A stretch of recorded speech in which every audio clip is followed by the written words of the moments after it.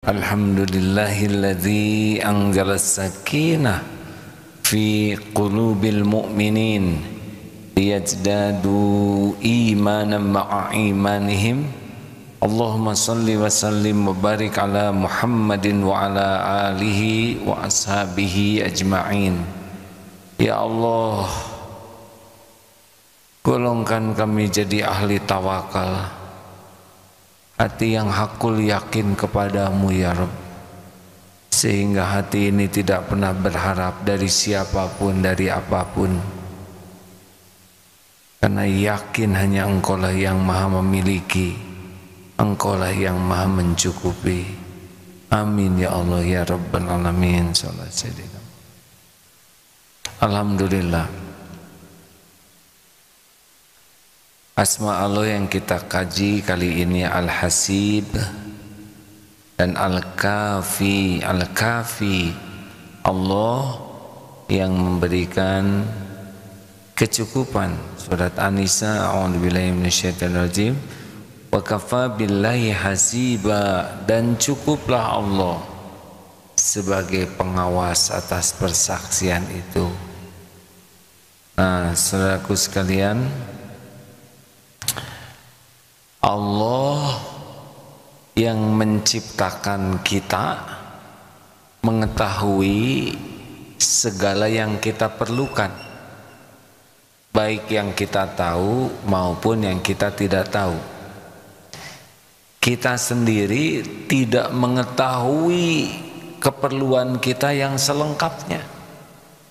Kita hanya tahu sedikit keperluan kita. Keperluan lahir, keperluan akal, keperluan hati, semuanya didesain oleh Allah. Keperluan kita dibuat perlu oleh Allah. Semua yang kita perlukan ada dalam genggaman Allah, dan semua yang kita perlukan baru sampai kepada kita dengan izin Allah. Yang lebih tahu tentang keperluan kita adalah Allah, karena Dia yang mendesain dan menciptakan kita. Makanya kita ini dicukupi setiap saat keperluan kita, bahkan tanpa kita sadari. Jadi Allah mencukupi diri kita bahkan sebelum kita meminta. Bagaimana kita bisa meminta ketika di dalam rahim sedang kitanya sendiri belum jadi, belum utuh? Bagaimana kita bisa meminta di dalam rahim kepada Allah sedangkan kita belum tahu apapun tentang kebutuhan dan meminta? Tapi cukup 9 bulan di rahim ibu. Waktu bayi bagaimana kita bisa meminta? Mengerti saja tidak untuk meminta kepada siapa, tapi cukup dengan air susu ibu tumbuh membesar. Kalau ibu tidak punya air susu, Allah siapkan sapi, dan kita tumbuh membesar dengan air susu sapi tanpa ada sifat-sifat kesapian yang tersisa pada diri kita.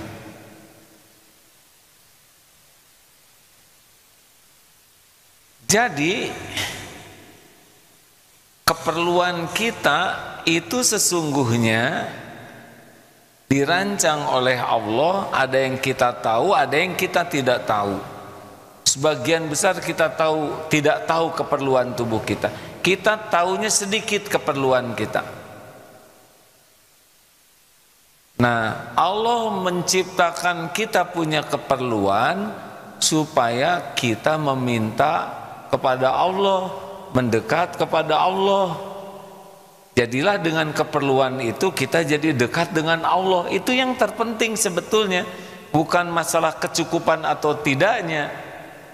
Karena tanpa meminta juga banyak orang yang tidak pernah meminta kepada Allah, dicukupi. Terus kenapa kita harus meminta? Ya supaya kita bisa jadi dekat dengan Allah. Karena rezeki yang terbesar dibanding dengan kecukupan, misalkan keperluan kita dicukupi, makan, minum, nafas, harta, semua dicukupi, itu tidak ada apa-apanya dibanding dengan kita jadi meminta ke Allah. Jelas tidak nih hadirin? Jadi kecukupan itu tidak ada apa-apanya, karena orang-orang yang tidak beriman juga dicukupi, ahli maksiat juga dicukupi, orang yang paling mendustakan Allah juga dicukupi. Lalu kenapa kita ada keperluan? Supaya kita jadi mendekat kepada Allah. Ini yang lebih mahal nih, perasaan perlu kepada Allah, menghibah kepada Allah, memohon kepada Allah, itu lebih mahal dibanding kecukupan itu sendiri. Oh, tidak banyak orang yang diberi keinginan meminta ke Allah. Makanya jangan terpesona kepada kecukupan. Terpesonalah kepada orang yang selalu menghibah, memelas, merintih kepada Allah Subhanahu wa taala, karena itu lebih bernilai daripada kecukupan itu sendiri. Bingung tidak hadirin ceramah ini? Lalu Allah memberikan fasilitas khusus dalam surat At-Tolak ayat 3 ya. A'udzubillahi minasyaitonirrajim. Wa may yatawakkal 'alallah wa may yatawakkal 'alallahi fahuwa hasbuh. Innallaha balighu amrih qad ja'alallahu likulli syai'in qadra. Dan barang siapa yang bertawakal kepada Allah, niscaya Allah akan mencukupi keperluannya. Innallaha, sesungguhnya Allah, balighu amrih, melaksanakan urusannya yang dia kehendaki, ya, dikehendakinya. Qad ja'alallahu likulli syai'in qadra. Sesungguhnya Allah mengadakan ketentuan bagi tiap-tiap segala sesuatu. Hadirin, jadi ada orang yang dicukupi lahiriah tapi batinnya tidak merasa cukup. Hati-hati ini. Kaya itu belum tentu batinnya merasa cukup. Kenapa? Ada orang sudah tua, kaya, punya jabatan, masih korupsi, mencuri terus uang di kantornya, tidak ada habisnya. Baru berhenti kalau sudah dijejali tanah. Karena Allah memberikan kecukupan lahiriah tapi tidak diberikan kecukupan di hati. Yang paling membuat orang menderita adalah ketika hatinya ini miskin. Makanya kita berdoa, Allahumma inni as'alukal huda wat tuqa wal afafa wal ghina. Minta ketakwaan, minta petunjuk, minta ketakwaan, minta kecukupan, tinggal tidak berharap ke makhluk, dan minta kekayaan di hati ini. Kalau orang oleh Allah dicukupkan hatinya, dia tidak akan berkeluh kesah.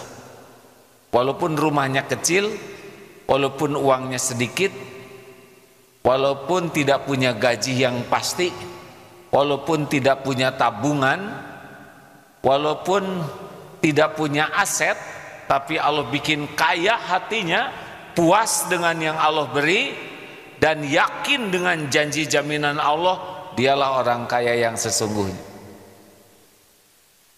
Dia akan menikmati sekali hidup ini, tidak diperbudak keinginan, tidak diperdaya oleh harapan, tidak akan menghibah, meminta-minta kepada manusia. Itu mulia tuh. Tidak akan menengadahkan tangan berharap belas kasihan pemberian orang, itu sudah kaya. Berapa banyak pangkat segala ada, kerjanya minta-minta, langsung dihinakan oleh Allah, padahal dia sudah kaya secara duniawi. Nah, inilah yang kita cari hadirin. Jadi kita berharap kepada Allah, kita menjadi orang yang dicukupi batin dengan ghina fi qalbi. Laisal ghina, bukanlah orang yang disebut kaya dengan kaya dunia, kaya harta, walakinnal ghina ghina nafs, yang hatinya betul-betul merasa kaya, yaitu dengan dicukupkan. Jadi kecukupan yang paling besar bukan cukup makanan, cukup harta, tapi kecukupan yang paling besar adalah hati kita cukup dengan segala janji jaminan Allah Subhanahu wa taala. Ini yang membuat tenang. Jadi jangan silau ya, lihat orang yang dikasih harta, gelar, pangkat, jabatan, karena semua itu tidak ada apa-apanya sama sekali bagi Allah Subhanahu wa taala. Makanya orang-orang yang durjana sekalipun, kafirin, munafikin, musyrikin, zalimin, fasikin, kasih saja dunia ini lebih daripada ya orang-orang yang kita anggap soleh. Walaupun ada yang soleh juga dikasih dunia oleh Allah, tapi pasti hatinya tidak akan bersandar kepada dunia. Nah, bagaimana supaya kita dicukupi? Selebihnya makan, minum, tempat tinggal, pakaian, sebetulnya tidak perlu berlebih ya. Allah akan mencukupi. Nah, hadirin, pertanyaannya bagaimana supaya kita termasuk orang yang dicukupi oleh Allah? Ternyata dalilnya ini, wa may yatawakkal 'alallah fahuwa hasbuh. Jadi bukan perkara cerdas, bukan perkara kerja keras, kerja cerdas, tidak cukup. Tetapi yang membuat kita dicukupi adalah hati yang tawakal. Wah, kalau tawakal nanti gimana dong? Dia tidak kerja. Tunggu dulu. Ingat perumpamaan orang masuk hutan? Ada yang masuk hutan sendiri dengan segala jerih payahnya untuk mencapai puncak.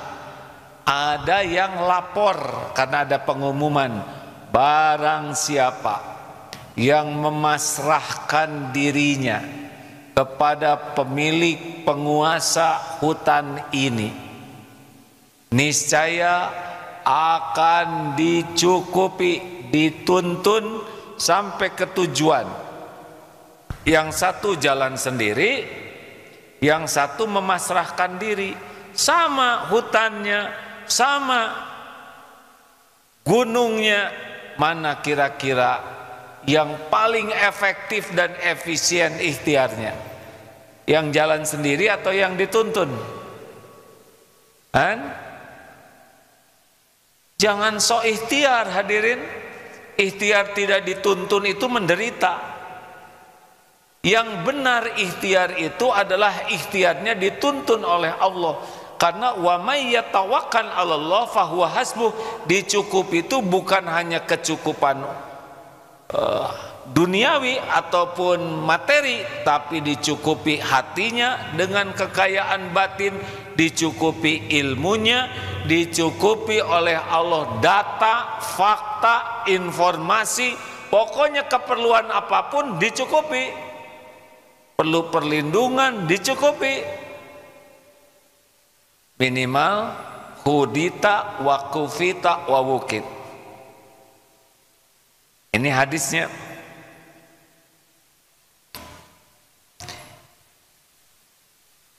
Idza kharaja rajul min baitihi faqala,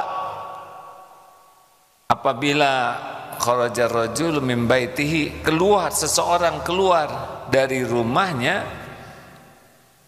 dan berkat, lalu dia berkata faqala bismillahi, dengan menyebut nama Allah, tawakkaltu 'alallahi, aku bertawakal kepada Allah, la haula, tiada daya, wala quwwata, tiada kekuatan kecuali dari Allah, la haula wala quwwata illa billah. Faqala yuqalu, maka dikatakan kepadanya, hudita wa kufita wa wuqita, engkau telah mendapat petunjuk, engkau diberikan kecukupan, dan engkau dilindungi. Jadi kalau kita tawakal, kita akan diberikan informasi berupa petunjuk, kecukupan segala keperluan dan perlindungan. Aduh, sampai setan juga mengatakan nih kepada kawan-kawannya, kaifa laka birajulin faqad hudiya wa kufiya wa ukiya, bagaimana engkau bisa menyesatkan orang yang sudah diberikan hidayah, diberikan kecukupan, dan dipelihara oleh Allah Subhanahu wa ta'ala. Makanya hadirin sekalian, ilmu tawakal ini adalah ilmu yang membuat kita betul-betul dicukupi kebahagiaan, dicukupi ketenangan, dicukupi informasi, dicukupi keperluan batin, akal, jasad kita. Karena orang tawakal itu adalah orang yang benar-benar bertauhid, yakin bahwa segala-galanya itu total milik Allah, dalam genggaman Allah Subhanahu wa ta'ala. Tidak akan datang nikmat sekecil apapun tanpa izin pemiliknya. Allah Subhanahu wa ta'ala tidak bisa menimpa musibah sehalus apapun tanpa izin Allah. Jadi kalau orang yang tawakal dagang, dia akan berbuat baik kepada pembeli, bukan supaya orang itu beli. Dia berbuat baik kepada pembeli agar Allah yang maha menatap, maha melihat, maha mengatur rizki, ridho. Apakah diberi atau tidak rizki lewat dia, tidak ada masalah. Sudah dilayani dengan baik, dia tidak jadi beli, tidak apa-apa. Karena Allah belum menggerakkan rezeki lewat dia, tapi sudah dapat pahala. Jelaskah hadirin sekalian? Sangat berbeda. Pedagang yang menganggap pembeli sumber rezeki, dia akan berusaha keras agar orang itu beli. Tapi orang yang tawakal akan berusaha keras berdagang dengan cara terbaik agar Allah ridho. Apakah Allah memberi rezeki atau dia atau tidak? Oh, itu tidak jadi masalah. Diberi alhamdulillah, tidak diberi alhamdulillah, karena dia sudah berbuat baik kepada pembeli. Jelaskah hadirin sekalian?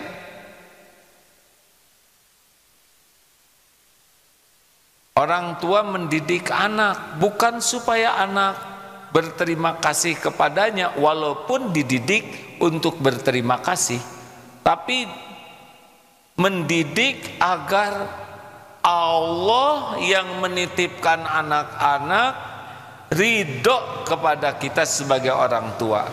Nanti hadiahnya anak dibulak-balik hatinya oleh Allah.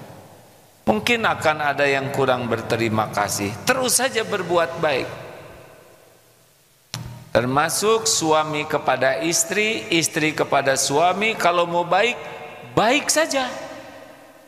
Bukan supaya dianggap baik, bukan supaya dibalas budi, bukan supaya tidak diperlakukan buruk, tapi kita berbuat baik kepada pendamping hidup karena Allah lah yang menilai. Mungkin sudah berbuat baik tetapi tidak diterima kasihi, tidak dihargai, itu tidak menjadi masalah besar. Karena pertolongan Allah tuh di sini kan disebut qad ja'alallah, innallaha balighul amri qad ja'alallahu likulli syai'in qadra. Sesungguhnya Allah telah mengadakan ketentuan bagi segala sesuatu. Jadi jangan lelah, aduh saya itu sudah pasrah, kok tidak datang saja rezeki. Lah, bisa pasrah itu tuh udah rezeki. Tidak semua orang bisa tawakal. Kok sudah tawakal, enggak datang-datang saja, belum tawakalnya. Karena dia masih menganggap tawakal itulah yang mendatangkan. Tawakal itu amal soleh. Tenanglah hadirin, ini sekarang lagi musim diuji banyak, ya. Singapura sudah jatuh resesi.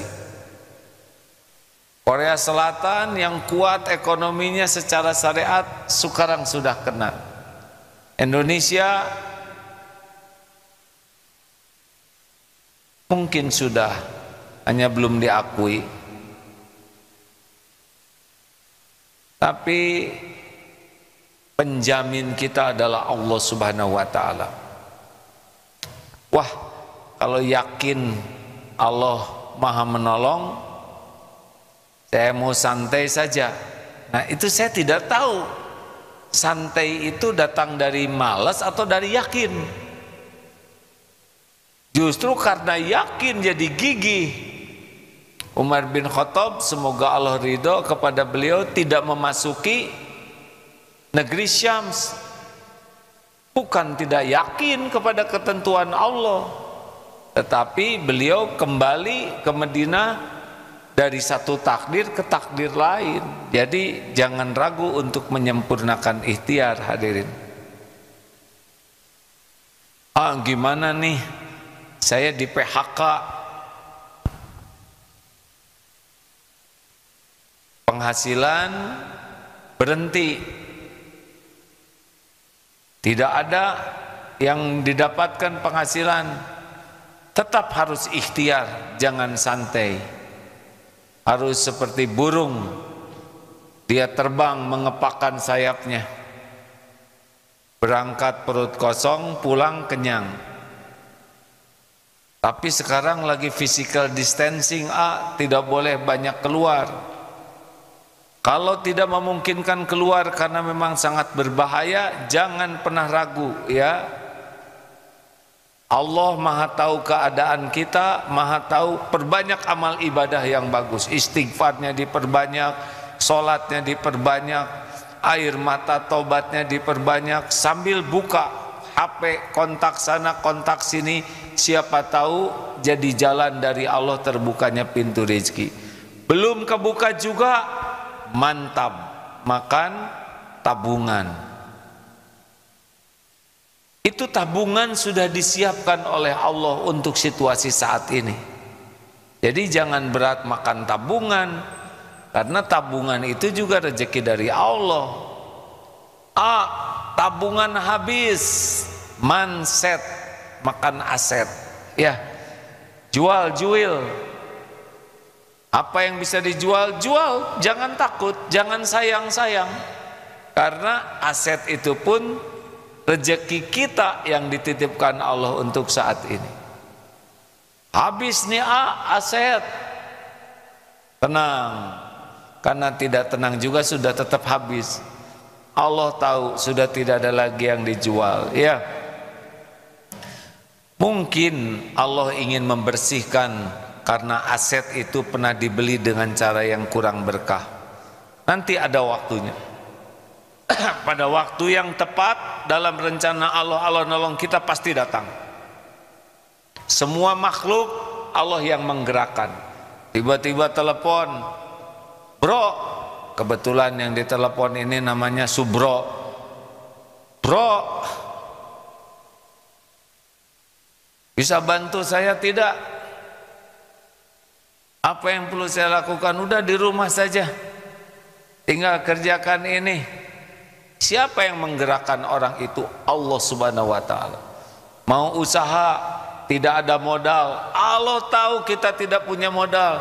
Balikan hati seseorang, duh saya mau bayar zakat nih, nyambung ke sana informasinya, Allah yang menyambungkan. Nih saya bayar zakat, bisa lunas utang, bisa modal. Semua orang yang ada itu Allah yang menggenggam, Allah yang membulak-balik hati. Kita tidak boleh meyakini ada selain Allah yang bisa menolong kita. Walaupun syariatnya manusia, tapi hakikatnya Allah yang menggerakkan, Allah yang membulak-balik. Oleh karena itu jangan pernah lepas dari Allah dalam segala keadaan, karena Allah yang menguasai segala urusan. Dan hanya Allah yang kuasa membulak-balik, mengatur setiap kejadian, dan apa yang Allah kehendaki pasti terjadi. Wa yuridka bi khairin fala radha li fadlih. Tidak ada yang bisa menolak. Bulat di sini tuh hadirin, ya, hati itu yakin. Harus tahu yang membulak-balik hati, yang menggerakkan segala sesuatu hanya bisa terjadi dengan izin Allah Subhanahu wa taala.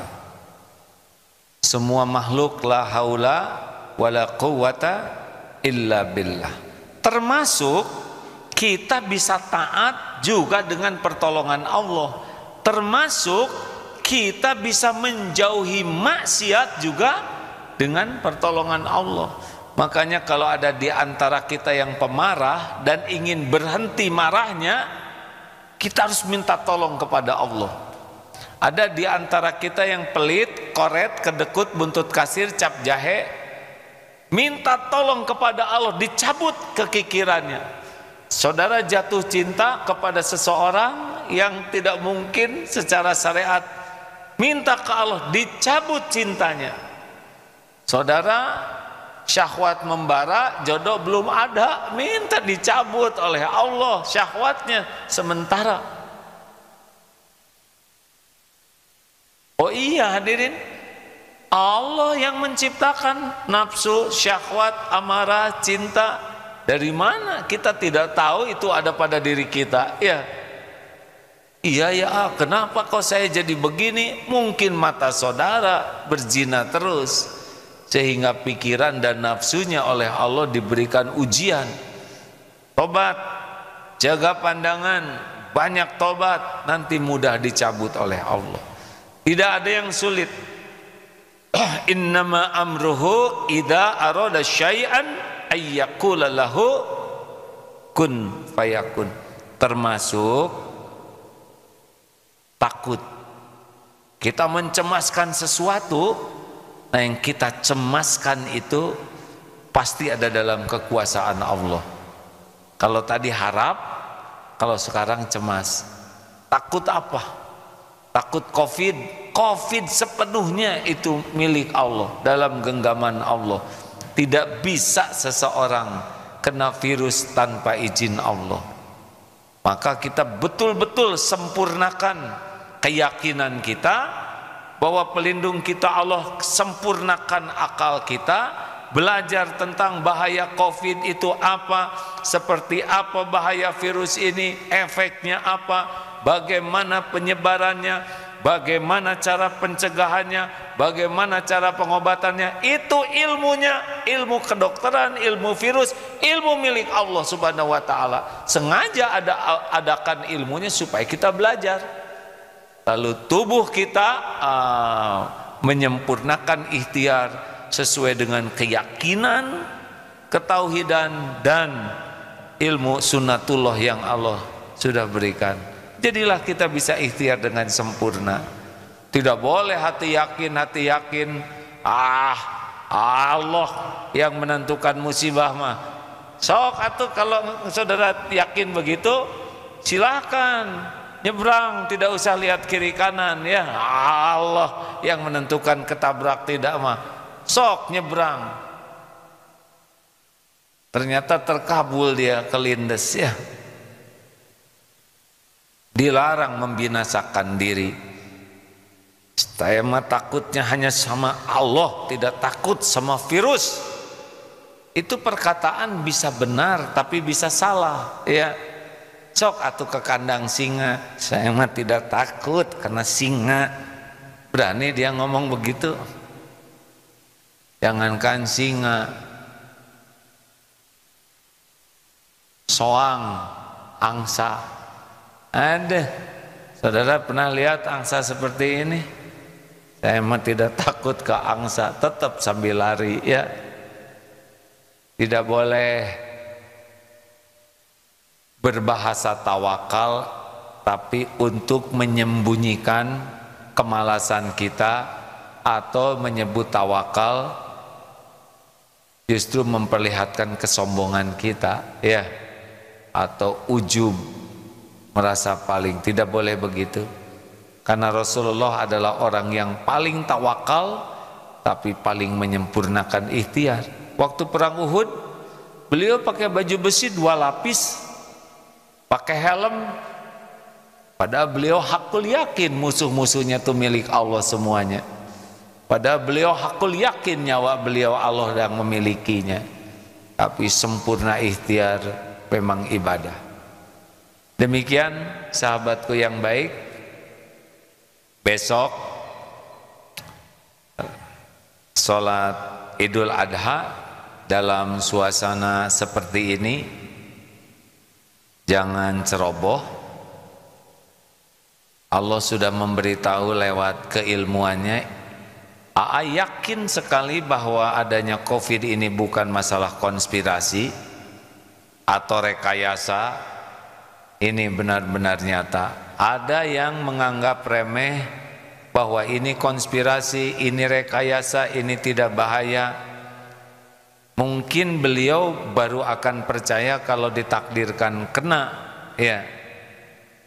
Kita sudah menyimak keluarga dokter, ada yang wafat, ayahnya, ibunya, dokternya, kakaknya. Sebaiknya tidak boleh kita sembarang mengambil keputusan. Alhamdulillah kita ada para ulama, majelis ulama. Kalau majelis ulama tidak hanya di Indonesia dan di hampir berbagai penjuru negara di dunia ini sudah mengeluarkan fatwa yang hampir sama satu sama lain tentang bahayanya ini. Terus kita mau percaya ke siapa? Mau percaya ke WA orang yang tidak dikenal? Saya tidak rumit di dalam mengambil sikap karena sudah ada fatwa majelis ulama. Saya tidak mungkin menandingkan para ulama dengan kapasitas ilmunya yang dalam, berbagai disiplin ilmu yang berkumpul memberikan fatwa, lalu saya lebih percaya kepada ustadz seseorang dengan mengabaikan. Saya tidak bisa, saya lebih percaya kepada fatwa majelis ulama, apalagi didukung oleh para ulama-ulama sedunia. Tidak mungkin para ulama yang berilmu tiba-tiba menjadi bodoh, tiba-tiba menjadi bisa diperdaya oleh berita ini merupakan rekayasa. Saya tidak percaya. Saya tidak mungkin mempercayai hanya 1-2 berita sehingga mengabaikan fatwa para ulama. Hadirin sekalian, besok silakan bagi yang daerahnya aman datang dengan niat yang sangat sungguh-sungguh berlindung kepada Allah. A'udzu bikalimatillahi tammah min syarri ma khalaq. Bismillahilladzi la yadurru ma'asmi syai'un fil ard wala fis sama' wa huwas samiul alim. Keluar dari rumah, bismillahi tawakkaltu 'alallahi la haula wala quwwata illa billah. Sambil jalan banyaklah berzikir kepada Allah, pakai masker, bawa sajadah sendiri, cari tempat yang benar-benar sijadur, sirkulasinya baik, udaranya berhembus, ventilasinya bagus, jaraknya diatur berjauhan saja, dan usahakan durasinya tidak lama. Jangan berkumpul berlama-lama. Kalaupun ada silaturahim, pakai masker tetap, karena kita tidak tahu siapa yang membawa. Karena virus ini tidak mengenal saudara, tidak mengenal kawan dekat. Jangan karena ini saudara seakan-akan aman, jangan karena kawan dekat seakan-akan aman. Allah menguji kita dengan bisa datang lewat siapa saja. Ingat durasi, jangan berlama-lama berada di ruangan yang tertutup, ya. Tidak apa-apa, kita tidak niat suudon, ini kita benar-benar ikhtiar. Ya, seperti di ruangan yang banyak singanya, mau ngapain lama-lama, ya. Silaturahim, niat sudah sampai, terbatas dengan keadaan juga jadi pahala sabar. Hati-hati bagi yang orang tua di rumahnya sudah di atas 50. Saya 59, ya, hati-hati. Karena yang muda-muda, saya dengar kemarin carrier bisa membawa, dan yang terkena, mudah terkena syariatnya orang yang sudah tua dan memiliki penyakit bawaan. Oleh karena itu, kalau di rumah ada orang yang tua, jaga baik-baik. Tidak usah sering jumpa kalau merasa kita tidak menjadi orang yang bisa aman untuk orang tua kita, kakek nenek kita. Ya, inilah ikhtiar, terlepas dari takdir, ya. Berapa banyak yang sehat-sehat saja, tabrakan dan meninggal juga, benar? Tapi terserah Allah, takdir apapun. Yang penting kita sempurnakan keyakinan, sempurnakan ikhtiar, sempurnakan doa kita. Demikianlah hadirin sekalian, yakinilah tidak ada yang bisa terjadi, nikmat maupun musibah, illa biiznillah, kecuali dengan izin Allah Subhanahu wa ta'ala. Oh, penutup, bagi yang berkurban, ya bisa menyembelih sendiri sepanjang dipastikan aman, ya. Tidak usah berbondong-bondong untuk mendapatkan daging sampai mengabaikan protokol, karena penyakit virus ini adalah penyakit kerumunan. Allahumma sholli ala sayyidina Muhammad wa ala alihi wa ashabihi ajma'in. Ya Hayyu ya Qayyum bi rahmatika nastaghits. Duhai Allah yang maha menatap, maha mendengar, Engkaulah yang menggenggam segala-galanya, Engkaulah pemilik segala-galanya. Tak ada yang bisa terjadi tanpa izin-Mu ya Allah. Semua karunia sepenuhnya milik-Mu. Dalam genggaman-Mu hanya akan sampai kepada kami dengan takdir-Mu. Semua ancaman ada dalam kekuasaan-Mu. Tidak ada musibah yang bisa menimpa tanpa izin-Mu. Ya Allah, hujamkan di hati kami hati yang hakul yakin padamu, sehingga tidak ada celah hati ini bersandar kepada selain-Mu. Tutup setiap jalan ya Allah selain hanya jalan menuju kepadamu. Hilangkan setiap sandaran agar kami tidak bersandar, sehingga sandaran kami hanyalah Engkau. Ya Allah, jangan biarkan kami dicekam takut, kecuali takut. Takut jauh darimu, takut Engkau tidak ridho, takut tidak diampuni oleh-Mu, takut tidak bisa pulang berjumpa denganmu. Allahumma inna nas'aluka imanan kamilan wa yaqinan sadiqan wa qalban khashian. Allahumma inna nas'aluka taubatan nasuha wa taubatan qablal maut wa rahmatan 'indal maut wa maghfiratan ba'dal maut. Allahumma hawwin 'alaina fi sakaratil maut. Allahumma inna nas'aluka husnal khatimah wa na'udzubika min su'il khatimah. Allahumma ighfir lana wa liwalidina warhamhum kama rabbawna shighara. Allahumma a'inna 'ala dzikrik wa syukrik wa husni ibadatik. Rabbana atina min ladunka rahmah wa hayyi lana min amrina rasyada. Allahumma rabbana hab lana min azwajina wa dhurriyyatina qurrata a'yun waj'alna lil muttaqina imama. Rabbana atina fid dunya hasanah wa fil akhirati hasanah wa qina adzabannar. Subhana rabbika rabbil izzati amma yasifun, wassalamun alal mursalin, walhamdulillahi rabbil alamin.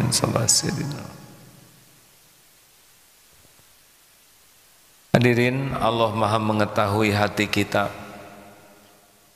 Jangan pernah berhenti mengingat Allah, meyakini segalanya ada dalam kekuasaan Allah.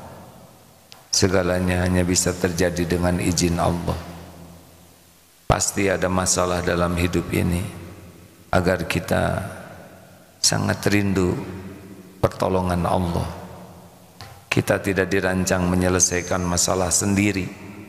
Kita dirancang oleh Allah menjadikan setiap masalah membuat kita dekat dengan Allah, dan Allah lah yang membimbing, mengurai, menyelesaikan masalah-masalah kita. Semoga kita tidak pernah lepas dari Allah setiap saat. Amin ya rabbal alamin. Subhanakallahumma bihamdik, asyhadu an la ilaha illa anta, astaghfiruka wa atubu ilaik. Assalamualaikum warahmatullahi wabarakatuh.